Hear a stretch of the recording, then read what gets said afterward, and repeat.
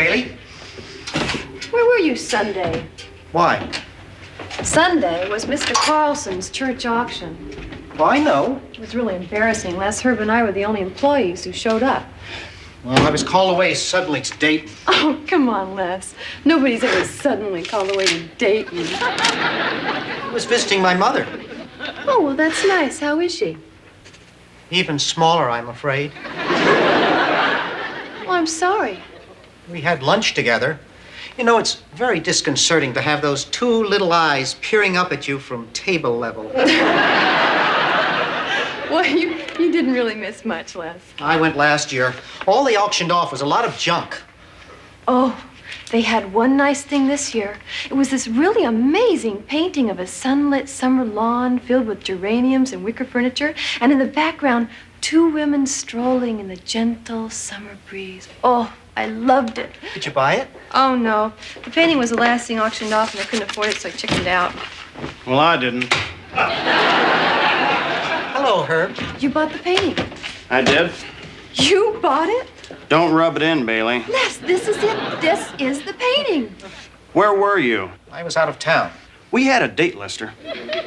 We were going to the auction to suck up some brownie points with the big guy by buying something together. 50-50. I waited and waited for you until there was nothing left but this painting. I had to buy it. I was visiting my mother. How is Shorty? Watch it, Tarlik. I'll watch it, Les, when you give me the $50. That's half of what I paid for this oil slick. Now give me the money. Forget it, Herb. Would you just leave Les alone? You were supposed to go to the auction because it was a worthy cause. Don't be naive, Bailey. Herb won't even give money to Jerry Lewis's kids. Les, I've told you 1,000 times they're not Jerry's kids, they're everybody's kids. Well, that's not what Jerry says. Are you gonna give me the money? No. Yes. No. All right, then. I'm just gonna have to punch you out. You do, and I'll see you in court. You would do that, wouldn't you? Uh-huh. Here, Bailey. Hold this. As a matter of fact, you can have it. Thank you. All right, Lester. I'm gonna go sit at my desk, and I'm gonna stare at you for as long as it takes. Soon, Les, the guilt will be more than you can take. Soon, Les, it'll begin to gnaw at your insides. Soon, Les, you'll feel a sense of fairness which will compel you to do the right thing. And soon, Les, you'll beg me to release you from your guilt and sin.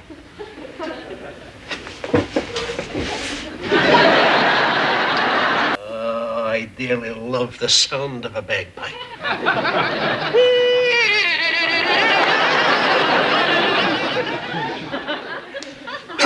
Good morning, Jennifer. How was your weekend? Okay. It's just so unfortunate I had to be in Spain on Sunday and miss the auction. Well, thank you for those appliances you donated. Well, there are just so many washer-dryer sets a girl can own. Hey, I bought these little fellas at the auction. You know, this kind of craftsmanship is almost a lost art, Jennifer. It's so rare to find nowadays. And it's not immature for a grown man to have toy soldiers. This is a real hobby. Nothing to be ashamed of. Oh, yes. Yeah. May I see them? Oh, absolutely. No, I caught little Arthur trying to shoot their heads off this morning. Oh, dear. Yeah, with an automatic pump gun I haven't seen before. Sometimes that boy frightens me, Jennifer. I'm sure he's just going through a stage, much like Germany did. Sometimes I fear he's connected to some darker force that could shake the world. Well, maybe not. Hey, big guy, 2 questions. 1, why is Jerry Lewis so popular in France? Ha! Just kidding. And 2, how much did the auction take in? We took in over $10,000. Ooh, right on to the church. I love it. I bought a very expensive painting. You? You bought a painting? That's right, Jenny Pooh. And do I see a bullfighter emblazoned across a field of black velvet? Unfortunately, no. It's just one of those oil things. But what the heck? It's for a good cause. I didn't know you were interested in art, Herb. There are a lot of things you don't know about me, baby. I know. And thank you. Herb, is there something I can do for you? Because I'm about to become very busy here. I'd just like to say how much I enjoyed the auction. And I'm sure the staff who didn't show up had perfectly good excuses. Except Les, of course, who did a no-show, or as Les just said to me this morning, hey, that's Baldy's auction. I've got better things to do with my Sundays. Well, I certainly appreciate your support, Herb. Oh, hey, you know, I'm just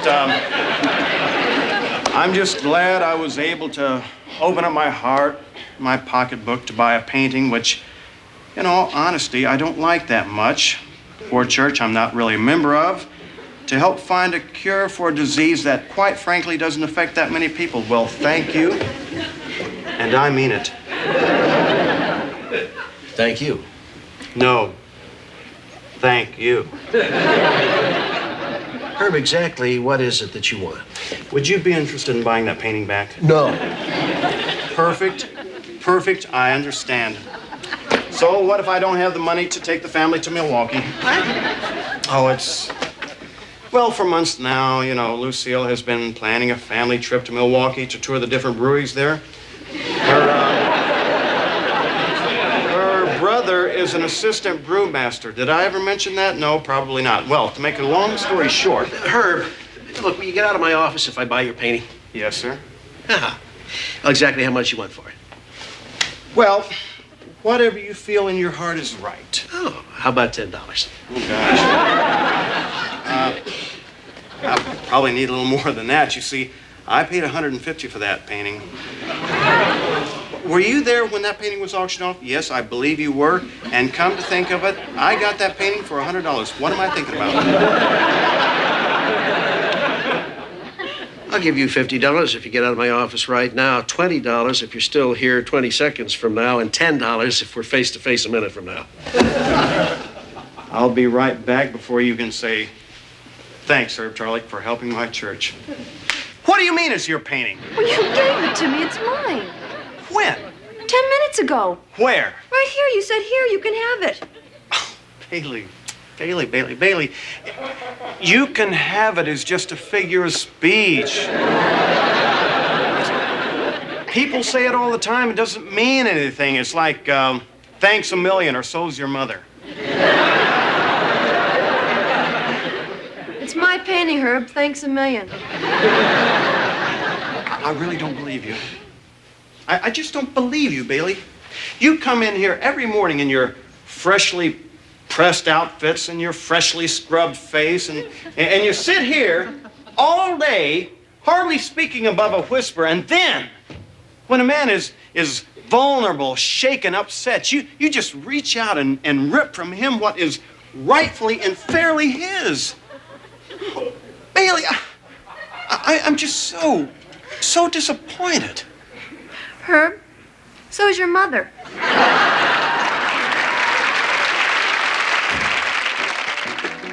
Good morning before us, but still. Oh, come on, Bailey. Before I can like a painting, I have to be able to smell the psychic sweat of the artist coming off the canvas, you know? I mean, I want to sense that he shares my vision that we're all morally adrift in a chaotic world of distorted social values.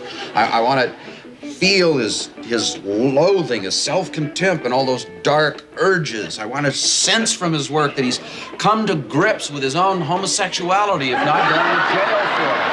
I want to know... Oh, shut up. What? Shut up. Okay. There it is. Leave it alone, Herb. Look, it is mine. Here's the receipt. I found it. What's going on? He gave me the painting. Now he's trying to steal it back. That's right. And I can't think of a thing that's going to stop me. What about the four of us beating you to dust? You do. And I'll see you in court. We don't care.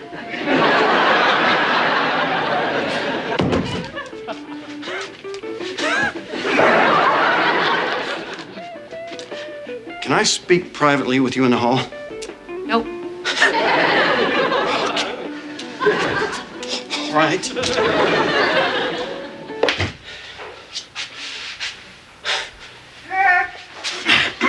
Oh, Herb. Oh, hi, Bailey. How's it going? Stop it. Well, how would you feel? I was saving that $100 to help take the little lady to Oklahoma City. Cowboy Hall of Fame is down there, and her brother used to be trail boss. Did I ever mention that? No, probably not. You found somebody to buy the painting, didn't you? Oh, Bailey, it's not the money. I don't care about that. Who? Mr. Carlson. He loves the darn thing. How much? How much? How much? That's English. How much? Well, I don't know, about $160. Oh, really? Yeah. Were you in there when we talked about it? No, of course you weren't. 160. I'll give you $200. 200? Oh, gee, Bailey, I don't know. I'll go to the bank at lunch. Oh, all right, if it means that much to you. Oh, it does. I love it. I love this painting. Oh, Herb, thank you. Your mother would be proud of you. Yeah? She would.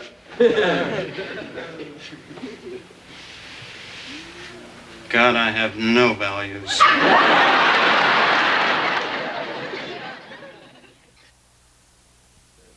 So the big tall guy says to the doctor, "Are you sure that's your elephant?" And the doctor. The doctor. What? Come in. Big guy, bad news. I can't sell you that painting. Okay. So now the doctor takes a look over at the kangaroo who's seated further down the bar. No, I've heard this one. And he says, if that's your elephant, you buy him a drink. Funny, big guy. So, Herbie, did you sell the painting to someone else? Yeah. Should have kept it. Why? Because it was donated by the Van Giesen family, Jughead. The Van Giesens, oh my. Who's that? You've never heard of them? No, maybe. Well, Herb, they're a very rich old family. You know, half the paintings at the county museum were donated by them.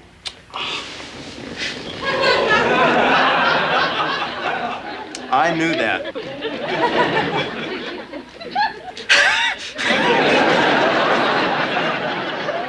Uh-huh. Would you please have Mrs. Van Giesen call me? Right. Herbert Ruggles, Ruggles, Tarleton III. No, the fourth. Okay? Yeah, it concerns a work of art, you know, like a painting. Right. Now you have my number. Right. No, thank you. And au revoir.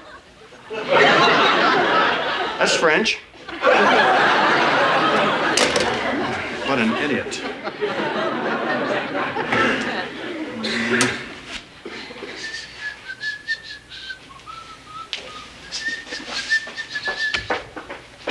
Herb, We gotta talk, Bailey. here's my money. Don't want it. Where's my painting? Well, I had to take it back. Oh, no, you don't. We made a deal. Bailey, evidently you don't know what the word deal means. You see, a deal is when papers are signed, receipts are given, legal obligations take place. I think I'll call the police. What? That's right. You would too, wouldn't you? You're darn right. I don't care. Hello? All right. Painting's yours. I'll just buy it back for $300. No. I like the painting. You don't. I want it. I want to admire it. I like it. It makes me feel good. 400. No, you don't understand. Not everything in this world is for sale. Not everything is commerce. $500. All right. Deal. 500's too much. 500 is the price, and art appreciates. All right. 500. I'll write you a check. And I want your receipt from the auction. It's tax deductible. I'll write you another receipt. You know, Bailey, deep down inside, you're just another shrewd businessman like myself. Oh, no, I am not. But I know you. You think everything's business and that everything's a deal. No, I don't. Yes, you do. You got poor Les to give you $50, didn't you? Yes, I did, thank you. I just stared at him through the DJ window till sweat rolled down the back of his neck. And $50 just popped right out of his back pocket. And at home, you're a real sweet guy with the kids. I am. Okay. Your 200 and my check for 3. Okay. Lester, baby! Herb, I already gave you $50. Now leave me alone. I know, and you were right all along, and I was wrong. Here's your 50 back. I won't take it. Come on, take it. No. Yes. No, Why not? because it's not fair. Les, fair is just a word people use. All right, average. You shouldn't take the 50, Les. The painting's worth $500 now. Herb owes you half of that. What's a stroke feel like?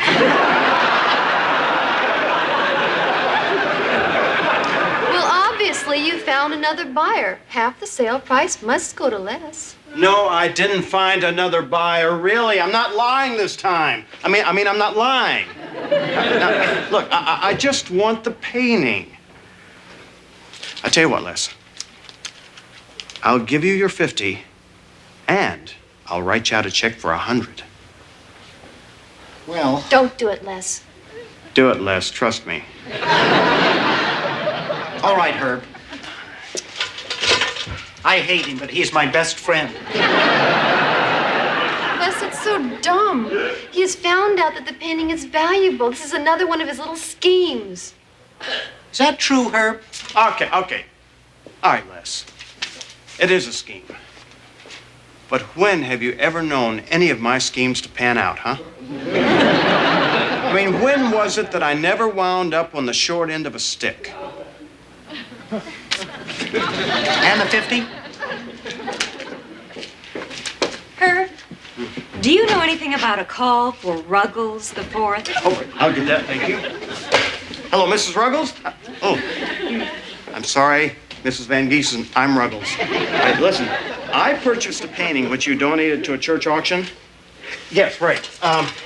Would you be so kind as to, give me a brief history on that painting? Thank you. Uh-huh. Uh-huh.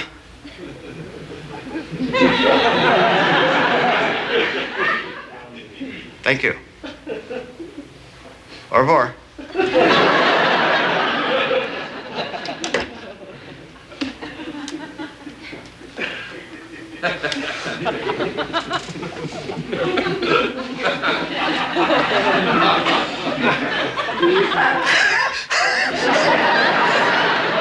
Are you okay?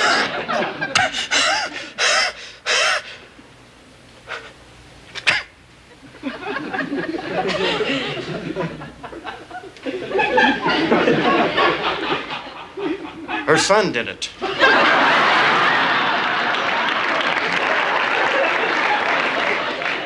He paints a painting a day. Because he's in prison for selling Quaaludes. Looks like the roosters have come home to roost. That's one way of putting it. I'm out. Let's see.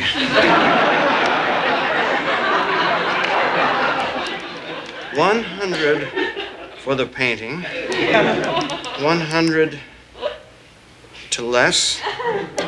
300 to Bailey. $500. I'm out $500. You see where greed got you? Please, Bailey, no lectures. Herb, I want to buy the painting back. You do? Yes, Herb. For $500? No. I'll keep my cash, and I'll just tear up your check. Bailey, you'll be getting the painting for free. Really? That's not fair. You mean as in state fair? Oh, Bailey. Please, Herb, no lectures. Okay. You're lucky. I hope I don't get luckier. Where is it? Behind the couch. You know, that was a very nice thing for Bailey to do. She could have kept your check.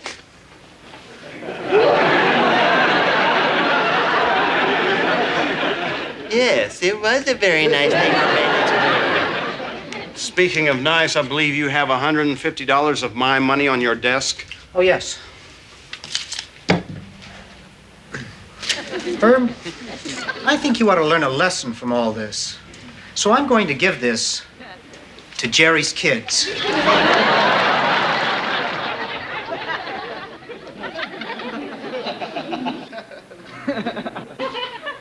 His real kids. Hi, Mr. Carlson. Oh, hi, Les.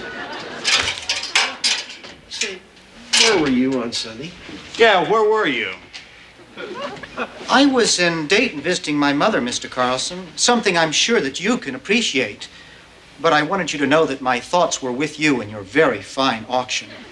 Oh, it's very kind of you, Les. And I would like to endorse this check in the amount of $100 as my small way of letting you know I care. Oh, thanks, Les. Now I must say goodbye so that I can go home and prepare my work for tomorrow. Goodbye, Herb. Now, is that some kind of a guy or what, huh?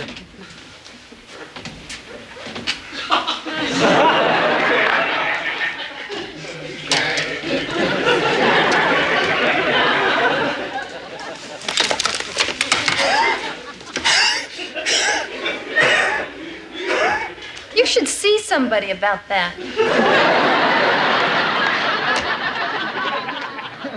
No, you're not being you, not the real you. The real me. Yes, born leader, good sportsman, the epitome of style and grace. Come on, that doesn't describe me. No, it doesn't. Let me explain why I said that. Now, you're trying to talk me into something I don't want to do. Now, that hurts, Mr. Carlson. That really hurts. I'm sorry, Andy. I'm under stress. Yes, and the way to alleviate that stress is to go out tonight and give that speech. You son of a gun, you are trying to talk me into it. Yes, I am, but I'm doing it for you. I'm frightened. Well, we're all a little frightened, Mr. Carlson, just in general. Don't you realize the number one fear of all Americans is the fear of speaking in front of a large group of people? Yeah, I read that. The fear of death. It came in third. Now, listen, man. This is a very important evening for you. The broadcaster's dinner, it's not that big a group.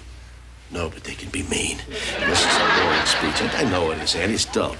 No, it is not dull. It's fascinating. Wait a minute. Dan. No.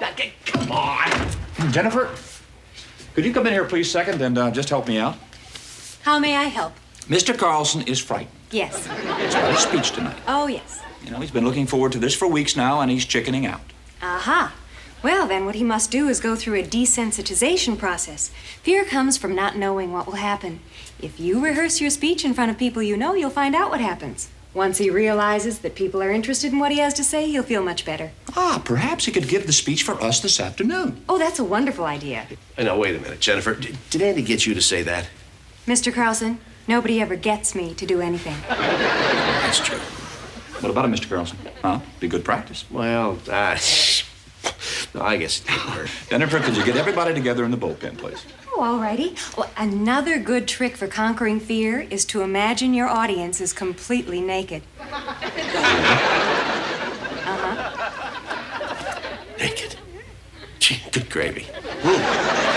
Well, got my 3x5 cards.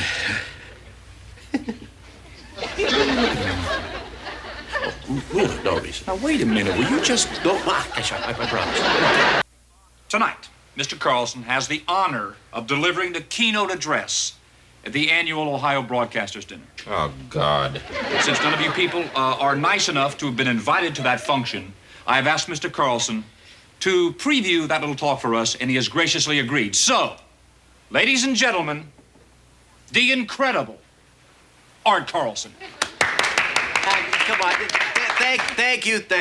That's... Remember what I said. Huh? About what? Oh.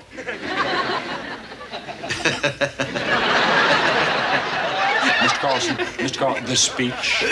Oh, yes, excuse me. The speech. Radio. What is it? Where did it come from? And where is it going? Who would have thought that back in 1920, when station KDKA in Pittsburgh was granted the first commercial license, the radio would have become what it has? If any of you here can remember back to those times, you're probably quite old, so I'll speak up if you want me to. Let's ask ourselves, what is radio's importance to us all? How important is it? Does it affect our lives? To answer that question, let me begin by asking you a question. Why is it the radio station is always the first thing that gets captured during a revolution in one of those little temperamental southern countries? Interesting, though, isn't it? Well, if you want to take over a country, you need to communicate with the people.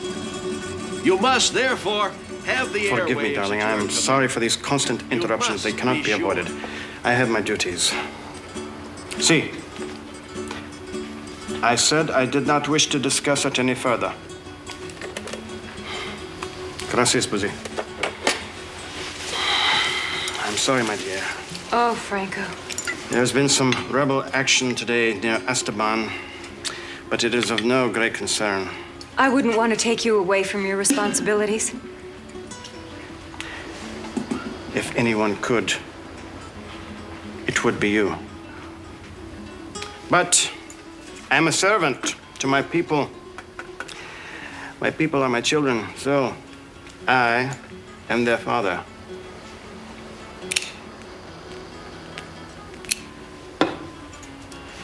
I don't smoke. It's all so beautiful here. Perhaps we can dine tomorrow night on my yacht. The lights from your cerro are particularly beautiful at dusk. They take my mind away from more serious matters. Even as a boy, when I would go out alone on the small sloop my father had given me. Did you know that the waters here are very warm, even at midnight? Oh, Your Highness, you are so kind, so giving, so strong. And I wouldn't want to cause you any more problems than you already have, but I think I might be very much in love with someone for the first time in my life.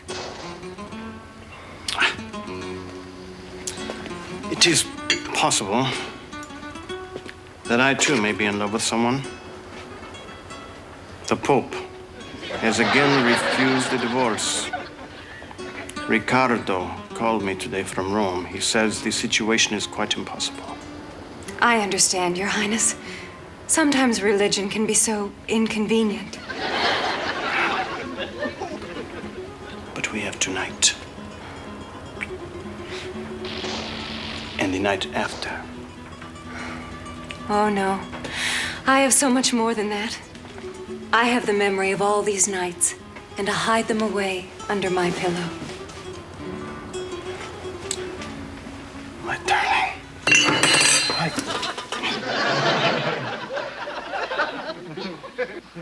Sorry, BK. Sorry, big guy. It's just that your speech, it just made me want to jump up. Thank you, Herb. It's just that, well, radio, to me, oh, gosh, I don't know. What can I say? Go on, Mr. Carlson. Well, to pick up where I was. Radio entered the 30s like a speeding locomotive. Suddenly there were big-time radio stars, and these big-time radio stars went to Hollywood, became big-time movie stars. Perhaps it might be interesting at this time to explain just how No, radio... please. I'm sorry, but I just couldn't possibly even entertain the thought. I'm sorry. Please understand. I was out very late last night, and now I'm indisposed. That's right. I'm not receiving anyone. If they bring a gift, of course, accept it, but then be a dear and shoo them away. That's right. I must go. I knew you'd come. Jennifer, my darling, I didn't want to disturb you, to burden you with my petty needs, but try as I might, there's no way I could stay away from you. Sit down, Carrie. There's no one I'd rather lounge around the house with than you. I was wondering if you could pour something sticky all over me. Yet, as Leo Tolstoy has said so well, so many times, art should educate as well as entertain, and so should radio. Tolstoy said that about radio? No, Tolstoy said that about art. I added the part about radio. That's interesting, because your name is Art.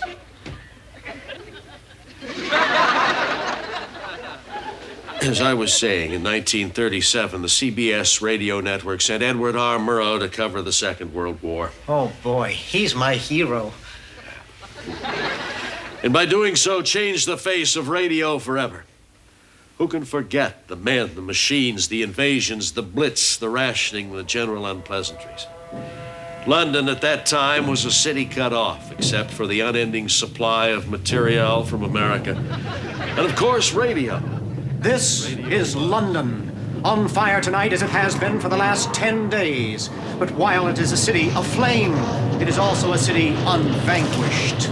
Hitler has certainly made a terrible mistake, for here there is renewed determination. Even as we witness the unimaginable destruction and inhumanity below, we witness also the iron will resolve of a people. That resolve is one flame that cannot be extinguished. This is Lester Nessman, high atop Westminster Abbey, saying good night to all America from this valiant isle. Les, please, you must get off of this building. It's too dangerous. No, the bombs have stopped their pitter-patter thump for tonight. It's cold.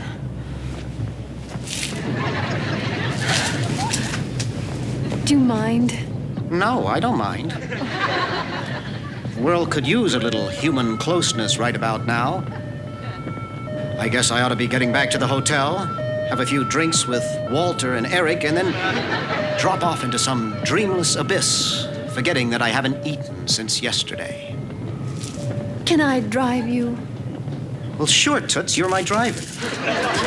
No, it's funny. What's that? Oh, I hate this damn war. But I love it, too. Because it brought us together. Yes, I guess that is funny, in a way. Les, when this whole thing is over, where will you and I be? Who knows? And who's to say it'll ever really be over? It's the Axis powers now. But after that, the Russian bear is a hungry one. Don't forget I said that. But what about us? Us? You crazy kid. Don't you realize in this gone-mad cockamamie world, the lives of two people like us don't amount to a hill of beans? Even if I am the voice all the USA rushes home to hear every night. I guess if America does go to war in Europe, it'll be because of what they've heard me say. And me? You're my driver. Yes. Don't forget, Toots. At least we'll always have Paris. I've never been to Paris. I know. What I mean is, Paris will always be there. I see.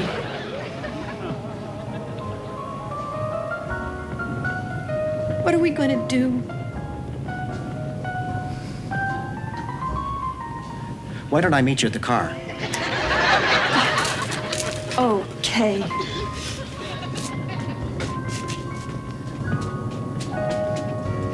All I know is, wherever brave men are spending their lives for freedom, I'll be there. Wherever internationally known journalists are gathered for a drink, I'll be there. Wherever bombs are exploding, I'll be there. Wherever. Ah, but that was yesterday. And this is today. Who and what do we influence today, and how? It's an exciting thought, isn't it? One of my most exciting personal memories of recent times is when President Ford visited our Queen City. I remember we sent a remote out to the airport. I just don't think this reception is going to go well tomorrow. Here's your tea, darling.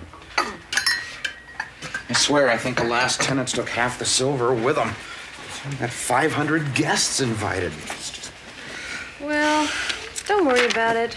Don't worry about it? Oh, great. It's followed by a sit-down dinner for 500. Don't worry about it. You know, I am doing my best to keep the social calendar together, and I just don't feel like you're giving me any help at all. Are you even listening to me?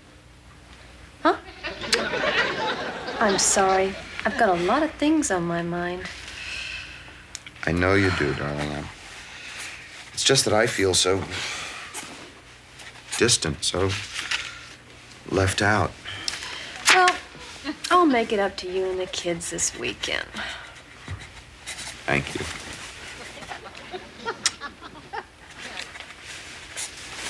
Do you think it'd be okay if I brought some friends by the Rose Garden on Friday? Sure.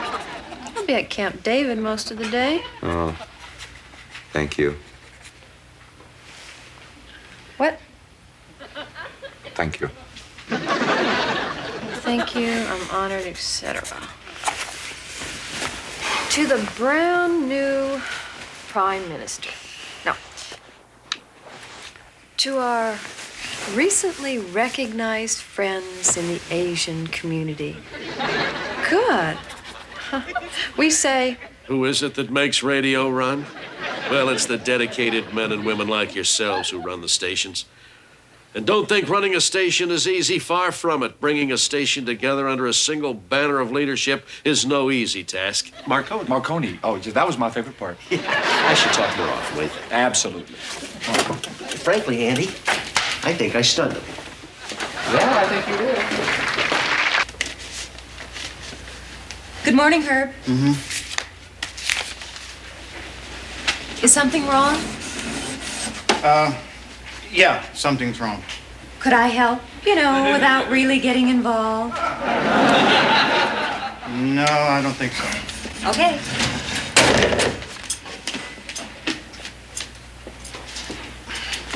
Can I show you something? I guess.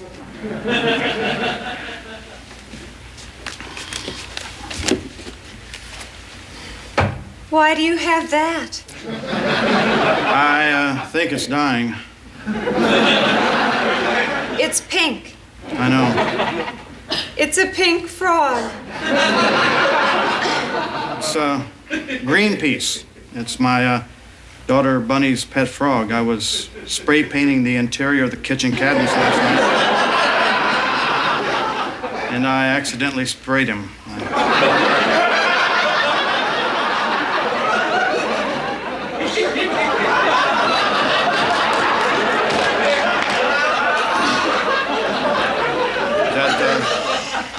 Something funny? No. Anyway, that's one hell of a frog there. I know it is. Jennifer, you got any aspirin? We're out. Oh, boy, how about morphine? Good God. What's wrong with you? Well, I have a headache. What is this? It's Bunny's frog. Herb painted him pink. New hobby? It was an accident. I mean, I didn't mean to. I was spraying, and he just sort of jumped in my way. You know how frogs will do that sometimes, just sort of jump in your way. Pink's the wrong color.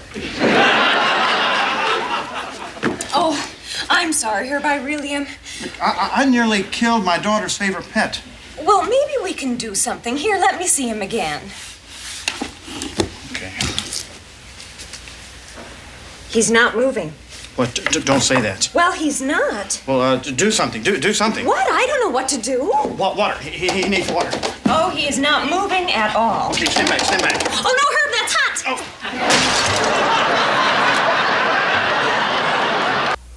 Why while frozen pork bellies moved briskly out of storage. And finally, did you know that only a miraculous set of circumstances makes life here on Earth possible? For instance, the planet's size is just exactly right to hold our atmosphere.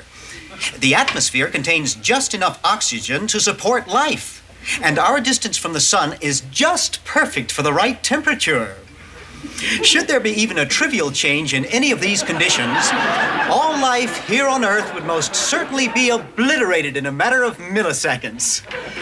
This is Les Nessman saying good day, and may the good news be yours. This has been the early news with Les Nessman.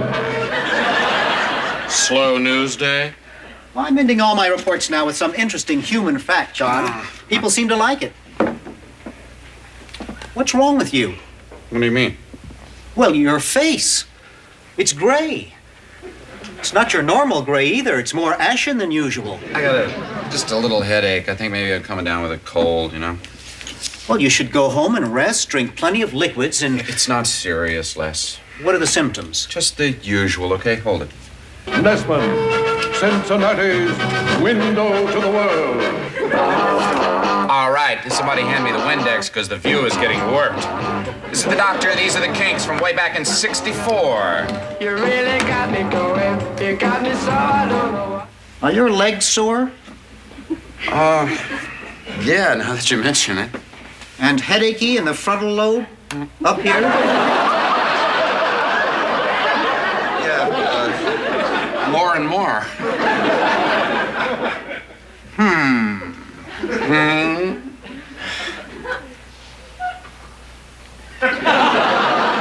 What about your joints? Are they giving you trouble? Yeah, a little. Does it hurt to touch your chin to your chest? Gee, I don't know. Try it. Yeah, it does hurt a little.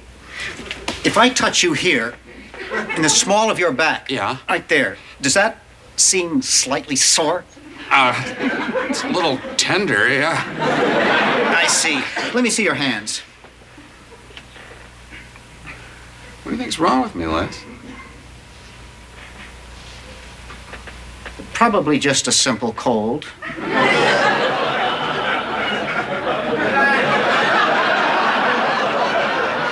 You should see a doctor, John. If not now, at least by noon. Why? I'm a newsman, not a neurologist, John. Neurologist? Would you please excuse me?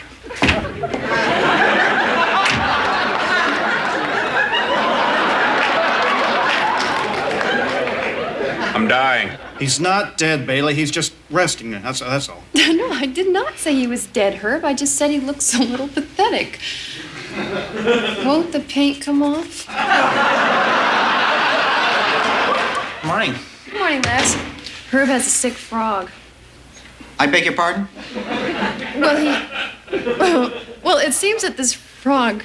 Oh, Herb, you better tell him. Well, his name's Greenpeace, Les. And he's pink.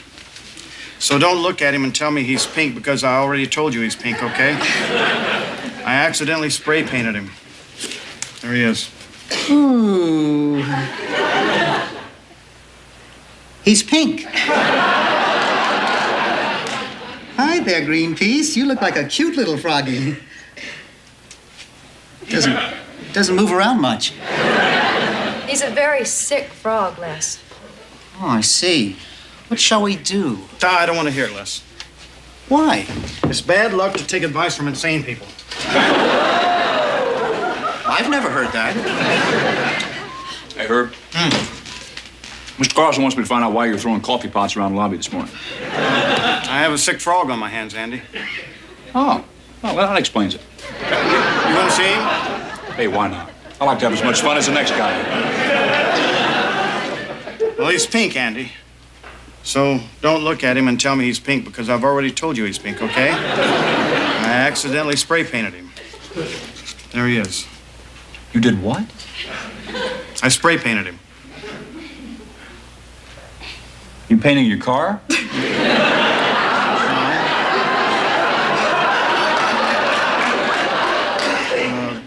Cabinets. Oh, good.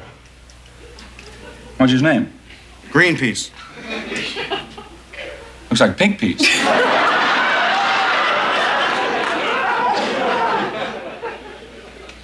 My daughter named him after the people who, go around saving little baby seals and whales and stuff. I mean, she's just a little kid, but she's an environmentalist. I think that's wonderful, Herb. Well, now you see how bad this is going to look? I mean, I've almost killed this innocent product of nature with toxic chemicals. My daughter's going to hate me forever. Well, he hasn't croaked yet, Herb. Give him time. I didn't. I'm sorry. I'm sorry. Listen, Herb, come on, listen. Why don't you call him a veterinarian or something, huh? I've tried. Vets don't make house calls. Not for frogs, anyway. I have a suggestion. I told you, Les, I don't want to hear it. No, wait. Just a second, Herb. See, Les knows all about nature and science and things like that. Heard your news report this morning, Les. Better stop it. Now, how about your suggestion? Thank you, Andy. My suggestion is call in Dr. Honeysett. Dr. Honeysett, the guy on the third floor? Yes. Oh, Les, he's a podiatrist. So? Well, he's the only doctor in the building, and he happens to be a very nice man. I can't call in a podiatrist to see a frog. It'll make me look stupid. Herb, podiatrists take 4 years of medical training. Oh, call him, Herb. The frog is dying. Just pick up the phone and say, "Hi, my pink frog is dying, and I would like you to come up here and take a look at his feet."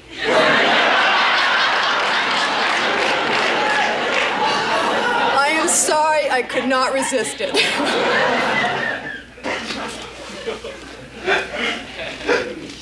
Now, would you please go get him, Les?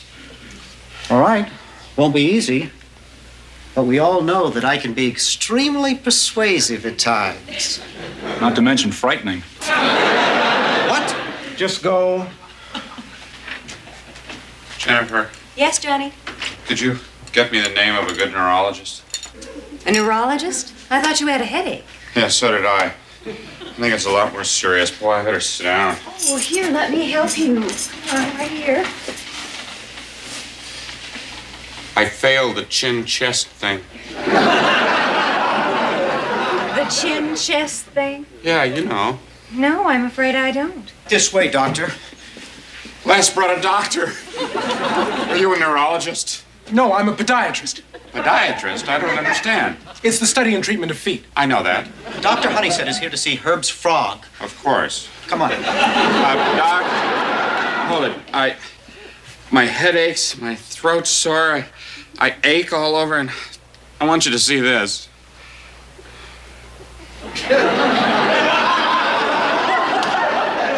Sounds like the flu. Flu. I got the flu. Congratulations. Nice feet. I know. I'm sorry, guys. I don't know what to do. You must. You've got to. Look, Herb, in medical school, all we ever did to frogs was cut them up. We never tried to save one.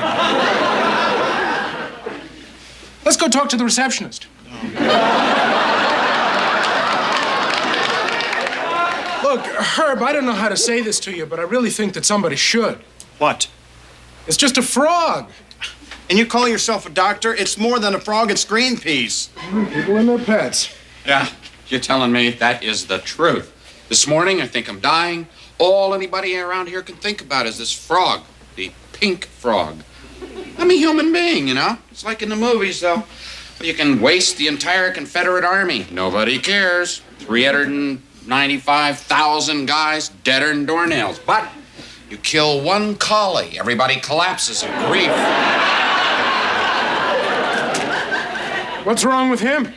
Schistosomiasis. Really? What? What did you say?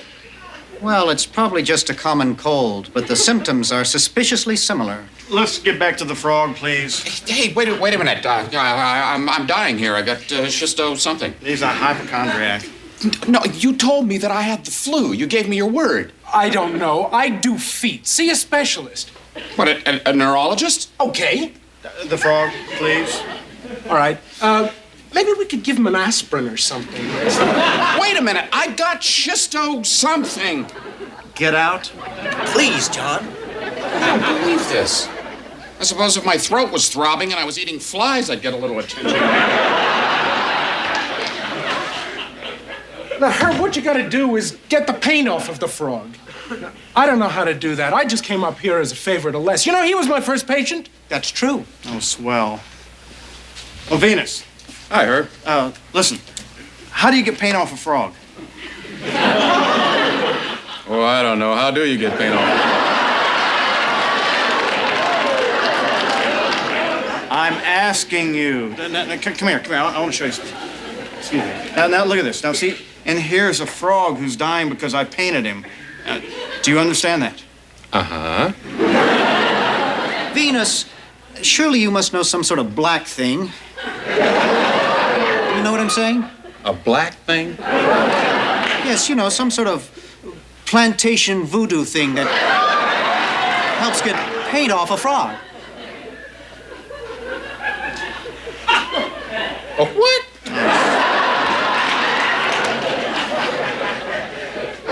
Who's this guy? The podiatrist. Oh. I don't know anything about frogs. Uh-huh. You know, I don't think that a vet would know what to do. You couldn't make a living out of something like that. Where is a frog gonna go these days for proper health care? Look, Herb, I'm sorry. It's out of my hands. Keep him warm or wet or something and hope for the best. I'm sorry. All right. Thanks for coming up. Well, Les can be rather frightening sometimes. He's dead. What? Greenpeace is dead. Let me see. Look at him. I want a second opinion. He is dead, Herb. Not you. I want authority. Doctor?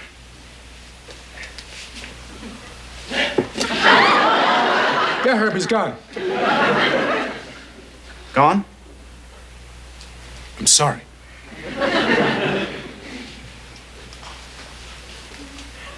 What am I going to tell my daughter?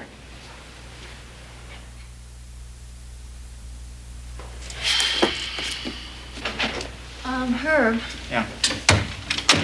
Well, I guess some sort of arrangement should be made. If you don't want to bury Greenpeace, I'll do it for you. Bailey, you're very kind, but, I mean, he's just a frog. Maybe it would be nice if we were to slip him into the river. Kind of a burial at sea. Oh, cremation? Of course, we'd have to burn him. Hi, Herbie. Look, I got to go on the air, but I just wanted to say I'm sorry.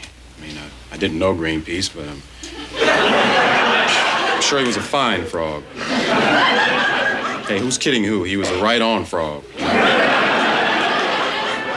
Well, I just wanted to say that, so try to hold up, be brave, and keep being you. Herb, Andy just told me that your frog died. I'm sorry, I like frogs. So do I, Herb. Thank you. Yeah, I mean, frogs are frogs. I mean, they like to jump, they like to swim. They don't do a lot for society, but on the other hand, they don't create a lot of problems. You know what I'm saying, Herb? Yes, sir. Yeah, unless you're a fly or an insect, it's kind of hard not to like a frog. Thank you. And Herb, you are going to pay for that coffee pot, aren't you? Herb?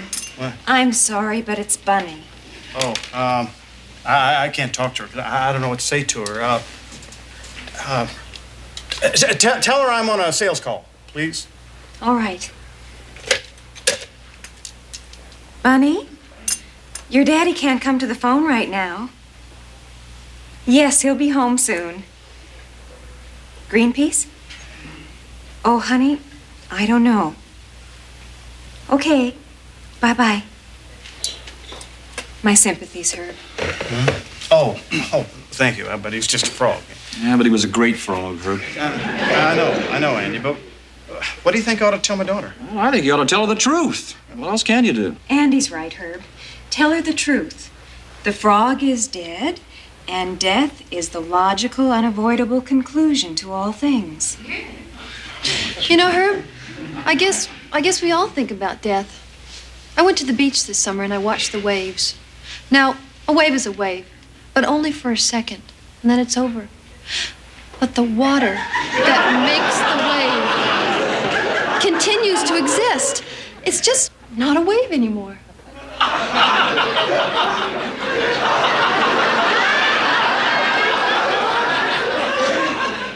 That's a lovely thought. Thank you.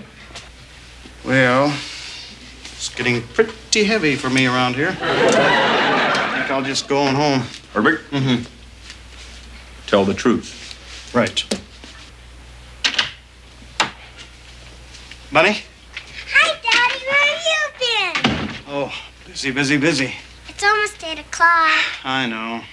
Where's Greenpeace? Bunny, What? I've got good news for you. Greenpeace. He's okay. He's just fine. Really? Oh, yeah. Yeah, the doctor got the pain off of him and everything, and well, he's just fine. Go ahead, take a look. Greenpeace, you're all right. He tried to jump. Well, yeah. They probably don't want to look at him too much, because he's been through a lot, But everything worked out okay. Everything is just fine. I mean, sometimes frogs get sick and then they get well again, But, well, the main thing I want you to know is, I didn't mean to hurt Greenpeace on purpose. I mean, if he had died, and thank goodness he didn't, yeah, well, I would have felt terrible. I mean, it would have killed me to know that I hurt something that you loved. I'm just accident prone, Do you understand that? Uh-huh. Yeah, I know. I mean, I do a lot of stupid things, I say things sometimes that, I don't mean, and I hurt people's feelings. I don't even know I'm doing it, I mean, I'm no angel, and I know that. I'm just basically accident prone. Well, I'm a walking faux pax. It's a French word, and I'm not sure what it means either, but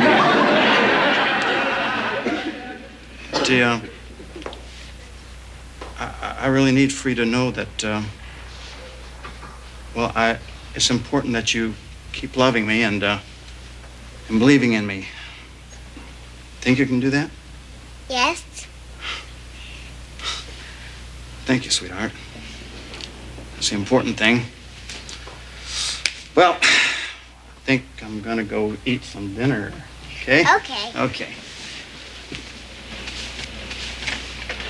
That's not really Greenpeace. I know.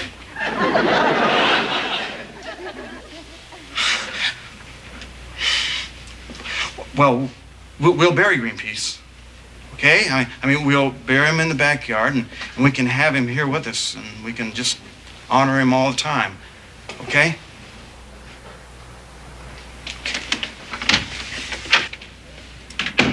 Hello, new frog. Welcome to my room. I think you're gonna like it here. But stay away from my daddy.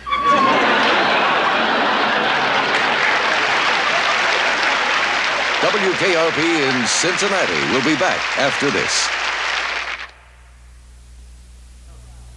And did you know that within the next 24 hours, over 500,000 tons of soil will have been carried by the Mississippi River into the Gulf of Mexico? How long can something like that continue? Think about it. This is Les Nessman saying good day, and may the good news be yours. This has been the early news with Les Nessman. Morning, John. You're looking much more your usual gray today. Yeah. No thanks to you, Les. Boy, I tell you had me scared to death last night with that schistosomiasis stuff, I left here, I went to a clinic, and I talked to a doctor. And you know what he said? He told me I got a cold. I'm coming down with a cold. It's not a big cold, just a little cold, you know? John, do you realize how many mistakes doctors make each year? What? I've got a report right here about a doctor who sewed up his Timex inside a patient. You see stories like that every day. Wildly incorrect diagnoses, wrong limbs being removed. That's just the tip of the iceberg. What are you trying to tell me, Nesman? Do you realize how little doctors know? Wise up, John. Come to think of it, when somebody goes, usually the last person he was with was a doctor.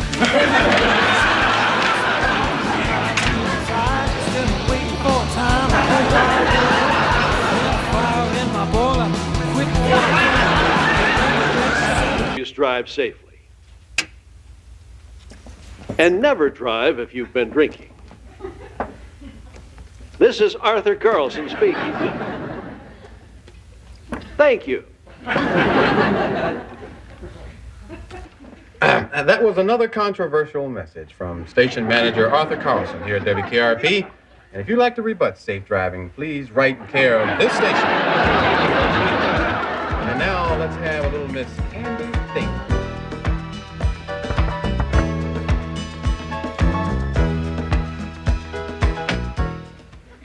How you doing, Cora? Can I talk? Sure, yeah. Should I whisper? No, I got a record playing. Oh, good. Sit down. Thank you. How about sneaking a little Ella for you tonight, huh? That'd be nice. Adela? Ella? Adela? Either one. You got it? Venus, can I ask you something? Yeah, sure. Are you a high school graduate? College graduate. Carlisle State Teachers College. What would you have done if you hadn't finished school? Oh, I don't know. You sure don't need to be a college graduate to do this job. Yeah. What's wrong, Cora? You look a little down tonight. Yeah, I guess I do. Oh, Venus, I got trouble at home. What's wrong, Cora? My little boy, Arnold. He's just 16, and now he's telling me, he says he's going to quit school.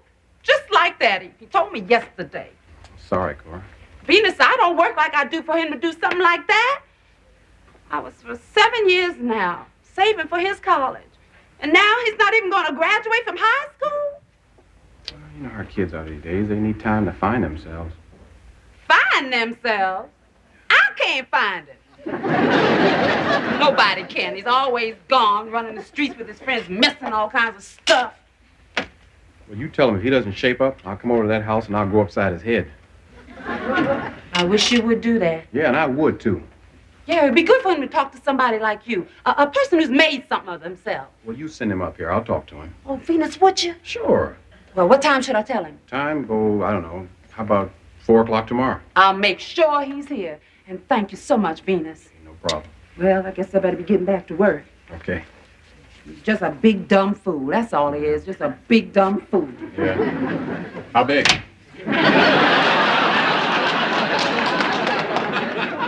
Oh, I don't know. He's about your height. Kind of skinny like me, huh?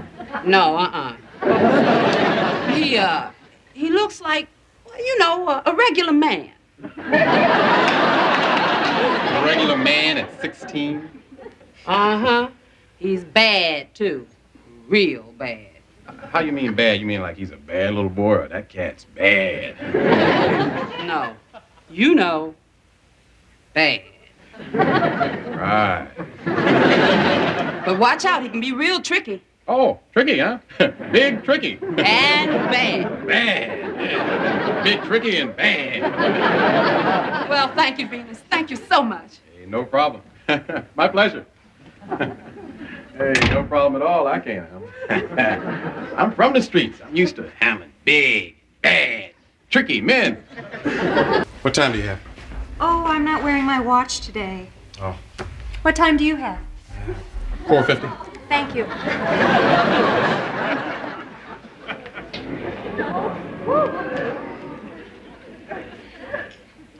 Arnold? Yeah.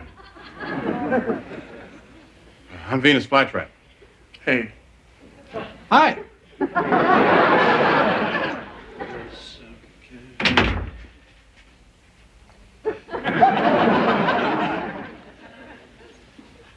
Hi, Venus. Hi.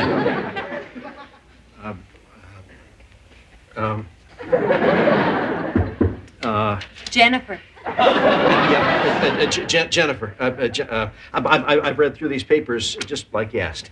Mr. Carlson, you were supposed to sign them, not read them. Oh. Okay. Thank you.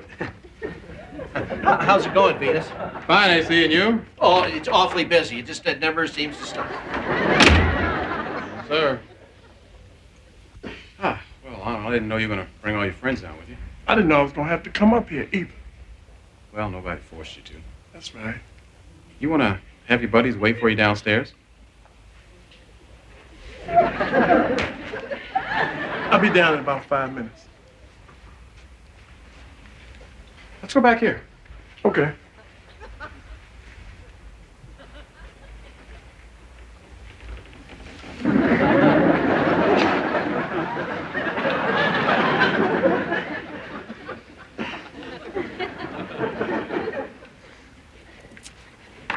They're signed. Your name? Yeah. Let's see, where can we talk here? Don't you have your own office? No, I don't, Arnold. Yes, Arnold, this is Miss Bailey Quarters. Bailey, this is Arnold. Well, hello, Arnold. Wow, Venus told me all about you. I know that sometimes it may not seem like it's worth the effort, but I think that school pays off in the long run, no matter what you decide to do later on. Of course, I could be wrong. And I probably am. Thank you, Bailey. You're welcome, Venus. Well, I just guess I'll gather up my work here and blow out of here so you two can just talk by yourselves. Thank you. Excuse me. Let's go over here, all right?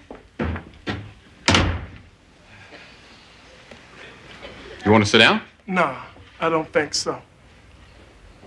You're a real tough guy, aren't you? Real bad dude, right? Well, well, well, what have we here? Hi, I'm Les Nessman, Senior News Director. You must be Arnold Isley. I know your mother very well. Welcome to WKRP, and feel free to ask any questions. All this is not as complicated as it looks. Thank you, Les, but Arnold, I wonder if we could talk privately. Certainly, I'll just step into my office and shut my door. Les, we were hoping we may have to use your office, too. Oh, certainly. I understand. What's he on? Ovaltine. You know, I just can't help noticing that both you gentlemen are black. Oh, God. I've recently taken quite an interest in Negro culture. Is that right? Les. You may not know this, Arnold, Les. but most of the few truly original contributions this country has made to society have come from black Americans. Take, for instance, the language. Now, I personally think it's stagnating in England, but here in the U.S. it is vibrant and growing. And why? And why? Why? Black input, Arnold, that's why. Les, look, I was... Then, of course, we have music. It's not my favorite subject, but it's one I can articulate.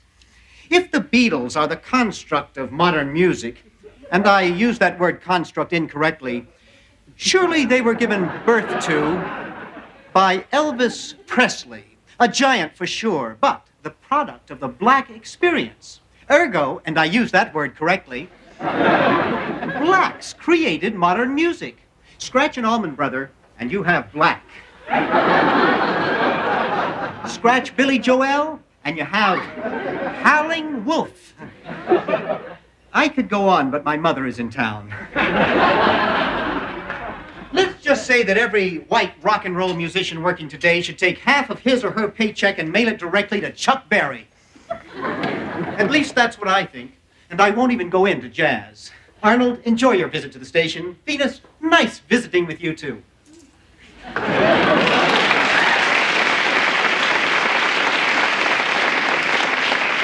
Right on, Did you Les. tell them all that? No. No, I Who is that? That's Fever. He hates his apartment, so he sleeps around the station. That's Dr. Fever? Yeah. He don't look like his voice. You don't either. I don't? Nah. You sound white to me. You know, Arnold, I really don't care what you think about me. I'm just trying to help your mother. Yeah? And how you gonna do that? You know, I've seen your type before. You're gonna be a big loser, man. Life's gonna run you over like a giant steamroller. Is that right? Yeah, that's right. I tell you what. Here's $100. Why don't you go out and buy yourself a new jacket?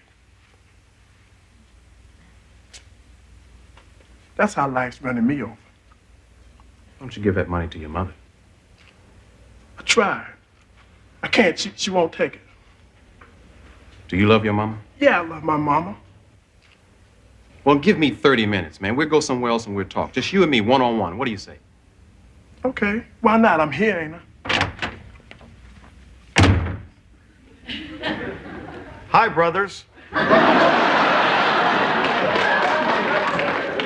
Cowabunga, Uncle Bob. Here's that $100 bill I lost yesterday. I thought it was gone. I looked all over the place for it. This is strange. Life itself is strange.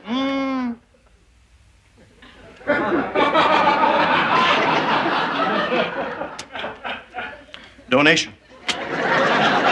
Let's go, Arnold.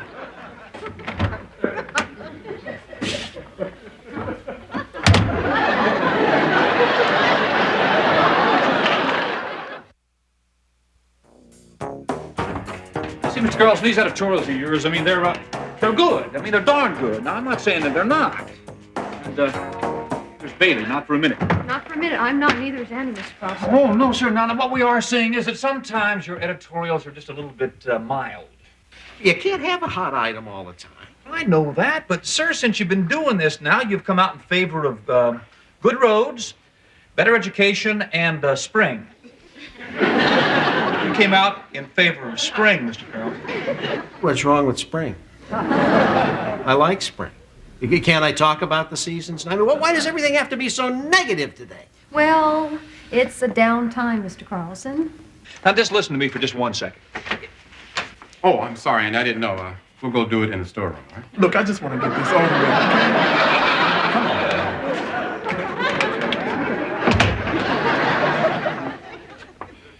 Where'd you get the $100 bill? On the street. Rolling drunk, selling drugs? No, man, you got me all wrong. Yeah, you are a member of a gang, though. No, it's a social club, you know what I mean? A gentleman's club. Yeah, and you're the president of this gentleman's club. That's right. That means you're the strongest and the smartest. Yeah, I guess so. You're strong and you're smart. I just want to verify that. Yeah, I'm strong and I'm smart. Good. I'm not surprised. So why you want to drop out of school? It's wasting my time.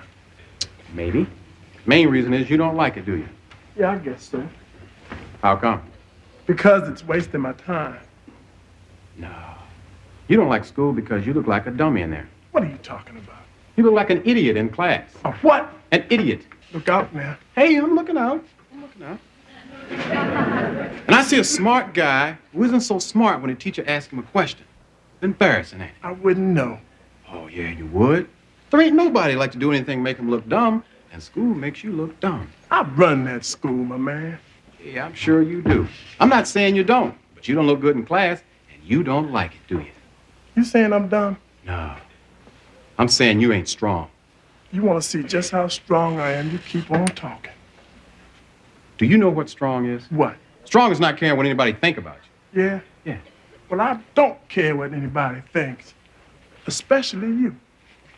What if you start paying attention in class instead of being cool and causing a lot of trouble? How would your friends react to that? Huh? What would your lieutenants think about that? Doesn't matter, because I ain't going to do it. But could you do it? Could you be that strong? Yeah, I could be that strong. You're a very special man, Al. Now we're getting somewhere. Too bad you're dumb. But don't start that again. You know what's really dumb, Al?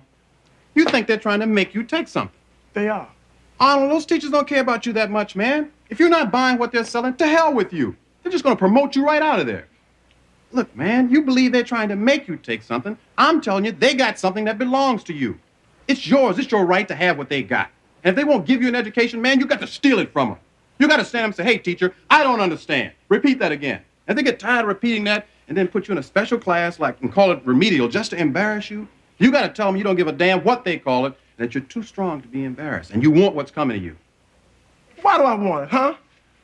I mean, what good is an education for a guy like me? And don't have me all that bull about jobs and money either, because the unemployment line's filled with people with education, including college degrees, am I right? Yeah, you're right. I mean, there's no guarantee, man. So what's the point of going back to school? You want to know what I think, man? I think there are only two things anybody cares about in this world. One, survival. Two, conquest. What about sex? That's part of survival. And so is an education, man. You got to have an education to survive. Now, I'm not going to tell you that because you've heard that 100 times before. I won't bore you with that. Good. No, I'm not going to bore you with that because a dude like you's not into survival. No, you're into conquest. You conquer out there in the street and you like that. You get conquered in the classroom and you don't like it, do you? No. Have you conquered math, man, or has math conquered you? Who's the toughest dog in that fight, you or math? Math. How come? How come? Yeah. I don't know. Well, tell me, what do you think it is? I don't know. Well, do you pay attention in class? No. Well, what is it, man? I'm asking you, Arnold. Maybe it's because I'm dumb. No, you're not. Yeah, I am. Don't be telling me I'm not dumb. I'm telling you, I'm dumb. Arnold, you're smart. You're the president of your gang. It's different. No, it isn't. Yes, it is. In school, they got geometry and English and biology. And I just don't understand a thing about it, man. I just don't get any of it. Well, what about chemistry? That's the hardest one. Did they teach you anything about the atom? The atom, year after year, and I don't know the first thing about it. I can give you the basics of the atom in 2 minutes. You'll understand it perfectly and remember it for months. 2 minutes? You crazy, you know that?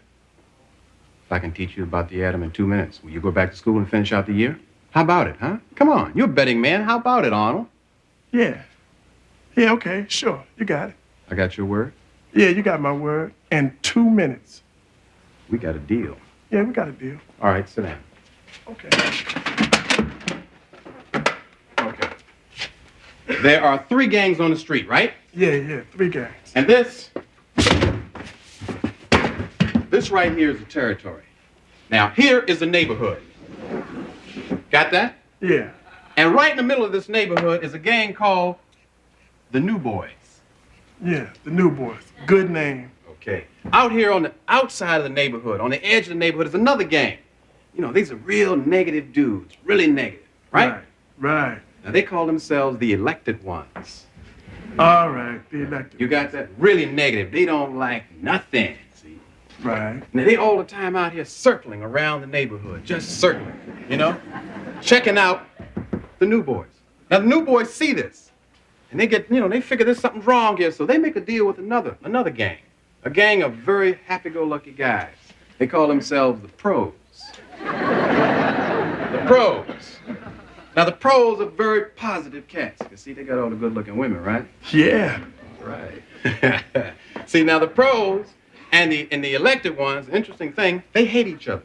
So much so that they keep the same number of members in the gang, just in case, you dig? Right. So if I got 10 elected ones, how many Pros do I have? 10. All right. Now, how many gangs do I have? 3. Name them. The New Boys, the elected ones, and the Pros. All right. Who's here? The elected ones. All right. Now, what are they, negative? Yeah, negative. All right. Now, who's positive? The Pros, and you're running out of time. All right. Now, you see right here, the Pros and the New Boys, they call their hangout the nucleus. Yeah. Now, see, that's a real tough word. It's Latin. But I kind of think it's Swahili. And it means center. Yeah? What is it? It's nucleus. Say it. Nucleus. Is that really African? Say it. Nucleus. You got it? Yeah. All right. Give you another Swahili word. It's tron. Yeah, it means dude. Yeah, Tron. Dude. All these gangs like that name so well that they all decide to use it. For instance, the Pros right here in the middle start calling themselves the Protons. And the New Boys, well, they start calling themselves the Neutrons. And out here on the edge here, the elected ones, they start calling themselves the electrons. the protons and the neutrons. Yeah. And all this right here, this is the neighborhood. This is block after block of nothing. You understand block after block of nothing, don't you? Yeah, I know all about that. And your time is up, Professor DJ. Good. I was finished anyway. Now you go on back to school, man. School? Man, all I know about is a bunch of damn gangs that live in a round neighborhood. Arnold, that's the atom. That's it, man. That's it. What's this right here? Huh? Protons and neutrons. All right, and they call this the what? Nucleus. All right, what are these guys up here? Electrons. Are they negative or positive? Negative. And how do they move? Round and round. And if I got 2 of them, how many protons do I have? 2. Now, are protons negative or positive? Positive. All right, and what's all this right here? Oh, that's the neighborhood. Which is? Nothing. You got it, man. You get an A.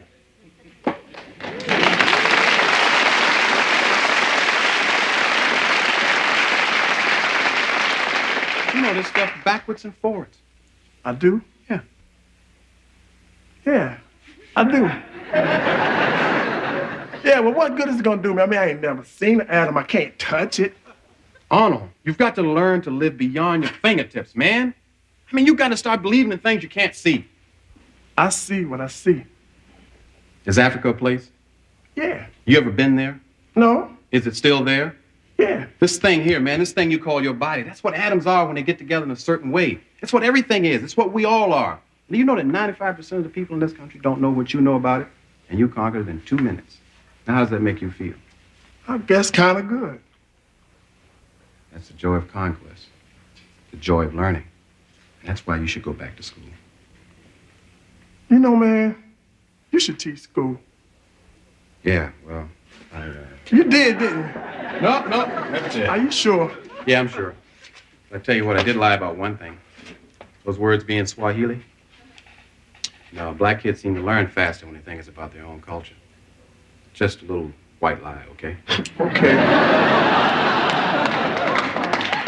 So you're gonna finish out the year? You won, man. No, Arnold, you won. Okay. And another thing, Arnold, you're probably not gonna find a teacher as good as me again, so, when the class starts getting very boring, you pay particular attention and break it down into something you can identify with. Okay? Sure. I'll say hello to your mother tonight. Yeah, me too.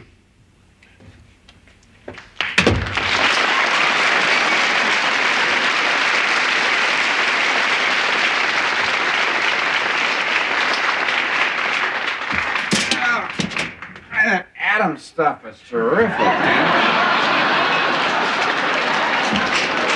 I never understood it before, you know. Why didn't you tell me you were back there? Well, I tried, but I was asleep. How long did you teach, man? 3 years, but I couldn't cut it, so I quit. You never told me about that. It's not the kind of thing I'm proud of. Oh, come on. But you got some time. I'm wide awake. Let me buy you a drink, all right? You got it. All right. Can you teach me about magnets? WKRP in Cincinnati will be back after this. All right, my children, it's time for us to get mellow and listen to the mellifluous voice of... Venus! You did it! Miss Delarese. You did it! Kind of on the air there. Well, play something for me, baby. Well, way ahead of you. I got Della on board. It's not that easy. That's nice. Think it will last, Venus? Think you'll stay in after the year's out? Oh, I don't know, Cora. The odds are kind of against it. Yeah. Oh, I had to be honest. Sure. Hey, but look, the odds were against me, and look how I turned out. I mean, I'm so beautiful. You are, too. Well, cute, maybe. No, baby, you're beautiful. I guess there's no point in arguing with you, is there?